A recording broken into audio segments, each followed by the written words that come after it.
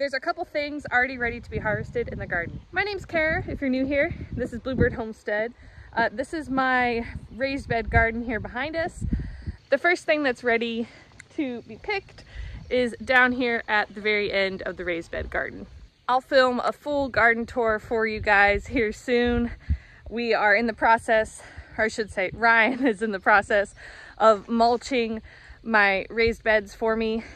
So I'll film a full garden tour for you guys once they're all nice and tidy looking, because it should look pretty good after all that. All of this behind me here on this trellis are sugar snap peas. And there's a bunch on here ready to be harvested.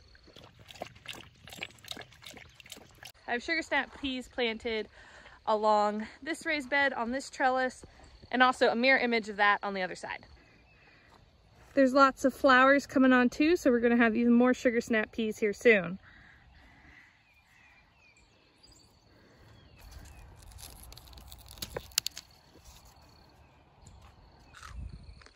Sugar snap peas are probably one of my favorite treats in the garden.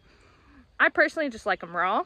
We do cut them up and make salads and stir fries and other things with them too, but they primarily all just get eaten in the garden by me and the kids, and fresh eaten in the house as well.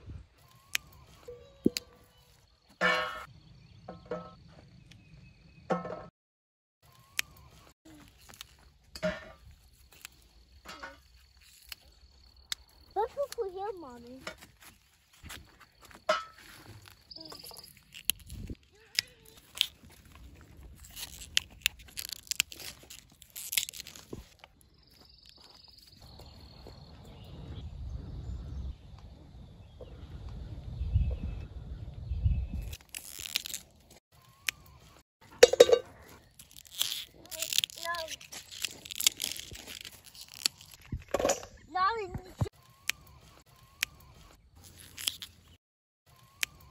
Over on one of our arched panels, I also have another pea variety growing. It's not ready to be harvested yet, however, there are some really pretty flowers on it.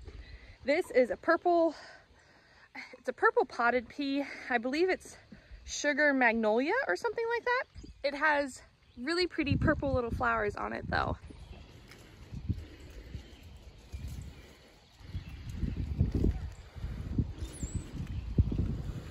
This particular pea variety I have not grown before. I got it for free at a local seed swap, but I really do like the pretty purple flowers so far. I think that's really beautiful. The other thing I noticed out here that I didn't realize was ready to harvest is my garlic scapes. I have two beds of garlic, this bed and the bed behind it, and some garlic varieties send off what's called scapes, which is basically this like curly piece out of the middle that will produce a seed pod at the end, and you want to cut those off so that the energy goes into the garlic bulb at the bottom and growing that, versus transferring its energy into producing the flower head. Now you want to harvest them ideally when they start to curl over. Last year when I harvested all my garlic scapes, I dehydrated them and turned them into a garlic oniony powdered seasoning, and this year I'm going to try to experiment with just sauteing them and cooking them instead of dehydrating them. I have a couple different types of garlic planted here, but most of my garlic is primarily elephant garlic. These garlic scapes I've let go a little too long. As you can see, they're already starting to bulb up at the top with a seed head. In this bed, I had ground cherries last year too. This bed was completely covered in ground cherry starts that had just volunteered themselves from last year. And I ripped most of them out and just left a couple of them. And I tried to leave them towards the center of the bed because, as you can see, all that green stuff right there is ground cherries as well. I really do enjoy having ground cherries in the garden. I think they're really yummy. However, if you plant them once, be warned, because you'll have them forever. I planted ground cherries once, one plant, 3 years ago, and I have had volunteer ground cherries all over the garden ever since. Let me see how many we got. Nice. Look Lucy ate a bunch of them though, didn't she? Yeah. Let's put the garlic scapes in there. Garlic scapes smell pretty much like garlic with a little bit of an onion smell to it. I think they smell nice. I'm getting strawberries handed to me by my helpers. Can't refuse fresh strawberries. You put that in the bowl? Yes, please. Thank you. Yes. Oh, yeah. Smell it. Smell this? Pick some of the thyme. Yeah, that does smell good. My kids like to bring me fresh herbs and tell me to smell them because I do that to them all the time too. I have a big thing of thyme here growing next to the garlic.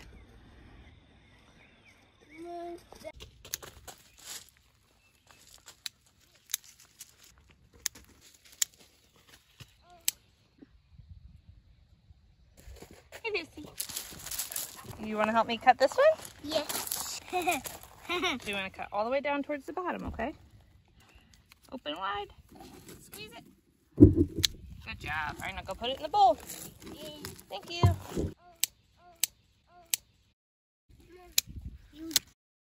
Some of these garlic scapes are definitely on the larger side, and I should have cut them a while ago. They're a little more woody when they're this thick, and I think they taste a little better when they're thinner and just starting to curl. Squeeze hard. Good job. You want to put it in the bowl? Yeah. Thank you. I've got a bowl full of garlic scapes and sugar snap peas. The kids have been picking strawberries pretty much the whole time. They've been helping me harvest a little bit too. We have a lot of strawberries in the garden right now that need to be harvested. Ideally, you want to harvest strawberries in the hottest part of the day. I think the sugar concentration's a little higher. We're gonna harvest some right now, and then we'll probably come back out and harvest the rest later today. We have 2 big full beds full of strawberries here. That L-shaped bed has a bunch of strawberries, and it kind of goes all the way down the length of the L-shaped bed. And then we also have some strawberries over in this other long skinny bed on the other side too. Too many strawberries to count? Yeah, I think so. That one's got a little bit of white on it, so we'll let it get redder. All right, let's look in here. Oh. That one's perfect. Do you want it? This way, put it. You gonna eat it? Mommy eat it? Everything we bet. Hey. Everybody would have fallen. Is that yummy? We've just been coming out here and eating strawberries every day. I think there's finally enough now to bring some inside too. Oh, you found some? Nice. Here, hold it back a little bit. Cool. You want to put this? You want to hold that one up? Thank you. The kids can be entertained for like an hour just picking and eating strawberries while I do other garden chores. They're so sweet and so good. There's nothing like fresh picked strawberries. Find some more?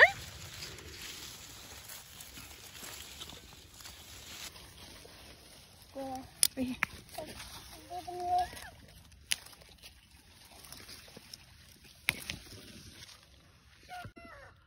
Put them in the bowl for me? I'm gonna go to what? You're just gonna eat them?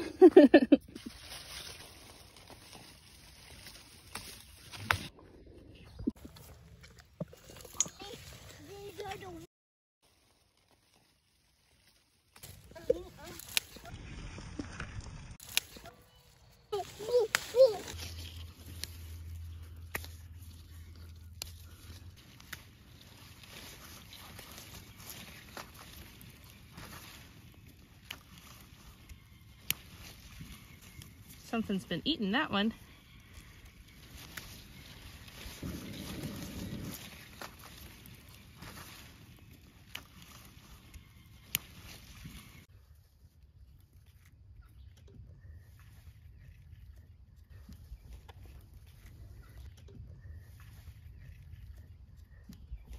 Sitting here, I'm right next to my tomato plants, and I noticed that they need pruning. So I'm gonna prune these tomatoes a little bit while the kids pick some more strawberries. I have a couple of different rows of tomatoes. I'm gonna be training them up this cattle panel trellis. I'm gonna be pruning off some of these lower branches as well as some of the suckers that are growing in the V area. By pruning off some of the lower branches, it produces a little more airflow, and it also prevents the rainwater from being splashed up on the plants, which can cause some disease issues. And then pruning off the suckers, I want it to grow more vertical versus out and horizontal. Now I'm doing this first thing in the morning because it's gonna be pretty hot today. So hopefully the heat of the day will help heal over these cuts and prevent any disease from coming in to the plant. Thank you for the hug. You don't really want to prune your tomato plants right before a big rainstorm's expected, just because I think that can delay the healing over process of the wound.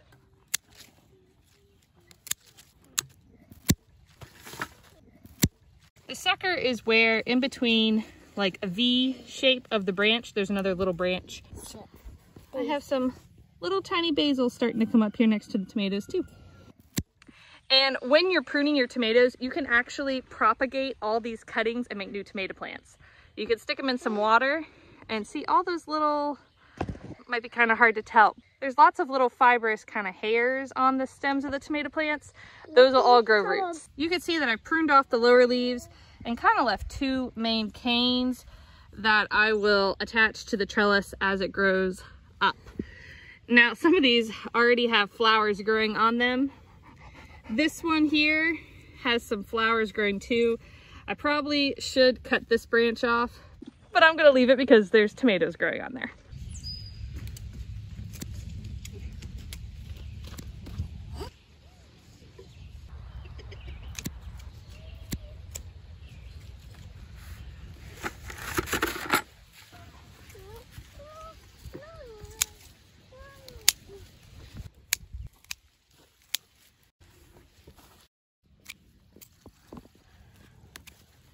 We finished pruning the tomatoes and I noticed that my Globe Master Alliums have fallen over from the weight of the heads. So I'm gonna go ahead and trim those down so the energy can go back into the bulb to produce pretty flowers next year. I think the Globe Master Alliums have been really fun. The kids really like them too. They always make a comment every time we come outside about how cool they look. And they're just really big and unusual. It reminds me of something out of a Dr. Seuss book.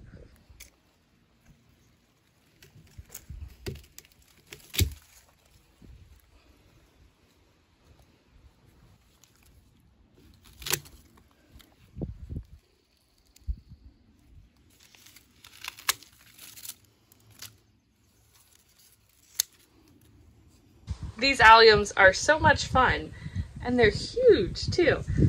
Like I mentioned, this variety is called the Globe Master Allium. I bought them from Color Blends in the fall and planted them in the fall, and they've been blooming this spring. This one over here is probably the biggest one out of the bunch that I just cut. I'm gonna hold it to my head for comparison. It's quite large. Unfortunately, all of them seem to have just snapped. I'm assuming just from the weight of the flower heads and fallen over. I think I might put them on the kitchen table though for a little bit. I'll have to cut them pretty short, but then I think I could find a short little bowl or something to put them in. Well, thanks for hanging out with me today. Bye, y'all.